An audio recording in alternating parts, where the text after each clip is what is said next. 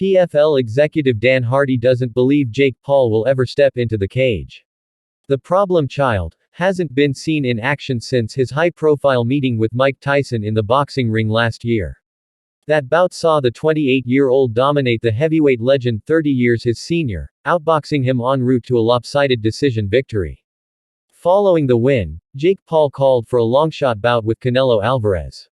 While the Mexican star entered talks with him, he instead signed a deal to fight Terence Crawford under Turki Alalshikh's Riyadh season banner. Nonetheless, Jake Paul is still waiting to book his return to combat sports. Earlier this year, PFL founder Donn Davis stated that the problem child will finally fight in MMA this year. While some have likely forgotten, Paul signed a deal to join the company in early 2023. At the time, there was no date slated for the YouTuber's debut. However, there was talk of Paul stepping into the cage in early 2024, after a year of preparation. Over 2 years on from the signing, Jake Paul is no closer to stepping into the cage than he was when he joined the organization. The problem child hasn't booked any fights, but is busy starring in an HBO Max reality show, and also promoting boxers such as Amanda Serrano. Speaking in a recent interview with MMA Fighting, PFL analyst Dan Hardy was asked about the YouTuber-turned-fighter finally competing. There, Dan Hardy largely shot down the idea that the problem child would be competing in the PFL anytime soon.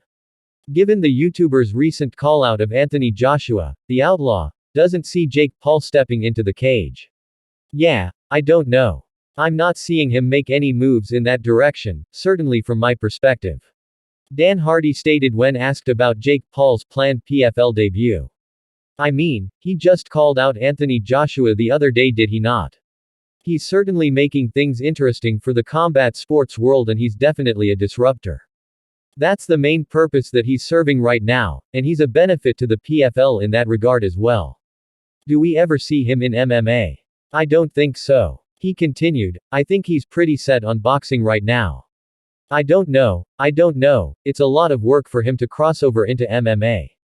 He's not going to fight anybody that you've ever heard of before, it's going to have to be a decent name or people won't watch it.